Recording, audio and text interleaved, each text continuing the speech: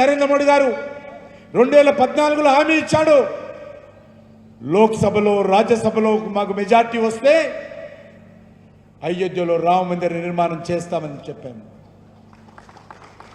ఆ రోజు మనం ఒక మాట అన్నాము, రామ్ లలా ఆయేంగే మందిర్ వహీ బనాయింగే. కాంగ్రెస్ వాళ్ళు బనాయించే వాళ్ళు రామ్ లలా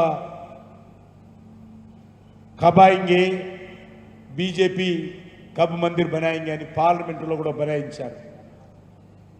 కానీ నరేంద్ర మోడీ గారు నాయకత్వంలో ఏదైతే గ్యారంటీ ఇచ్చామో రామ మందిర నిర్మాణం చేస్తామని, ఈరోజు గ్యారంటీ ప్రకారం అయోధ్యలో భవ్యమైనటువంటి దివ్యమైనటువంటి రామ మందిర నిర్మాణం జరిగింది. ఈరోజు చెప్తా ఉన్నారు కాంగ్రెస్ పార్టీ వాళ్ళు, నేను దమ్ముందా కాంగ్రెస్ పార్టీని అడుగుతా ఉన్నాను, మీరు రామ మందిరాన్ని వ్యతిరేకించారు కదా, రామ మందిరాన్ని కట్టొద్దన్నారు కదా, రామ మందిరం యొక్క ప్రాణ ప్రతిష్ఠ కూడా ఆహ్వానం పంపిస్తే తిరస్కరించారు కదా, మీరు ఎన్నికల ప్రణాళికలో చెప్పండి దమ్ముంటే. మా పార్టీ కాంగ్రెస్ పార్టీ అధికారంలోకి వస్తే రామ మందిరాన్ని కూల్చేస్తామని చెప్పాల్సిందిగా దమ్ముందని అడుగుతా ఉన్నాను. అందుకే మనం చేస్తా ఉన్నాం, భారతీయ జనతా పార్టీ నేతృత్వంలో వచ్చేటువంటి 5 సంవత్సరాలు నరేంద్ర మోడీ గారి నాయకత్వంలో దేశంలో మరింత అభివృద్ధి తీసుకొస్తాం.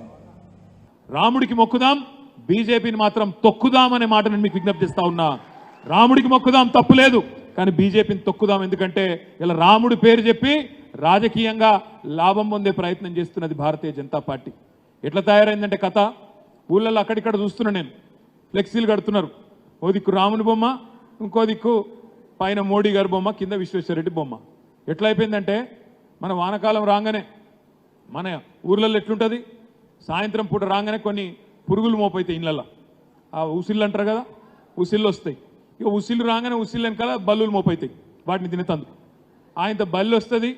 ఇంట్లో మనం దేవుడి పటాలు పెట్టుకుంటాం కదా, 5-6, రాముడు ఉంటాడు, కృష్ణుడు ఉంటాడు, వెంకటేశ్వర స్వామి ఉంటాడు, పోషం ఉంటుంది, మైసం ఉంటుంది, రకరకాల దేవుళ్ళ బొమ్మలు పెట్టుకుంటాం. ఆ ఉసిళ్ళు వెంబడ బల్లి ఉరుకుతుంటుంది. మనం కొడతా ఉంటాం, బల్లి పోవాలి చూసుకొని కొడుతుంటాం. ఆయనతో బల్లి ఏం చేస్తుంది, పోయి దేవుని పటం మీద కూర్చుంటుంది. ఇక దేవుని పటం మీద కూర్చున్నాక ఏం చేస్తాం, దండం పెట్టాల్సిందే తప్ప కొట్టలేము కదా. ఇలా బీజేపీ పరిస్థితి కూడా అట్లే ఉన్నది. చేసిందేమి లేదు కాబట్టే ఈ దేశానికి కానీ ఈ దేశంలో ఉన్న పేదలకు కానీ చేసిందేమి లేదు కాబట్టే దేవుణ్ణి అడ్డం పెట్టుకొని రాజకీయం చేస్తున్నది భారతీయ జనతా పార్టీ. అందుకే నేను అంటున్నా, రాముడికి మొక్కుదాం, బీజేపీని తొక్కుదామని నినాదం తీసుకుందాం, తప్పకుండా నిలదీద్దాం. ఇక్కడ ఉన్న వేలాది మంది శివుడి భక్తులు ఉన్నారు. కీసర్లో మనం శివరాత్రికి పెద్ద ఎత్తున దర్శనం చేసుకుంటాం. యాదగిరిగుట్ట లక్ష్మీ నరసింహస్వామి భక్తులు ఉన్నారు. గుట్టకు పోయి మనం మొక్కు తీర్చుకుంటాం, పిల్లలకు తల వెంట్రుకలు ఇచ్చొస్తాం. రాముడు భక్తులు ఉన్నారు.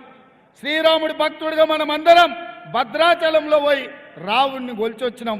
అదేవిధంగా జోగులాంబ అలంపూరు పోయి జోగులాంబ శక్తి పీఠానికి ఇవాళ పూజలు చేసుకున్నాం. ఒకటే దయ్యం పట్టినటువంటిది బీజేపీ వాళ్ళకు. జై శ్రీరామ్ అనాలనంట, బూతులో ఓట్లు పడాలనంట. ఎత్తిన జెండా దించకు, ఇచ్చిన పైసలు వంచకు అన్నట్టు తయారైంది వీళ్ళు. ఏంది ఇది అని నేను అడుగుతున్నా. రాముడు పేరు మీద ఎంతకాలం రాజకీయం చేస్తారు? రాముడిని తీసుకొచ్చి బజార్లో పెట్టి గోడల మీద రాసి ఇదేనా మీ నీచమైన రాజకీయం అని బీజేపీ నాయకులను అడుగుతున్నా. అందుకే మిత్రులారా, దేవుడు గుడిలో ఉండాలి, భక్తి గుండెల్లో ఉండాలి. వాడే అసలైన హిందువు.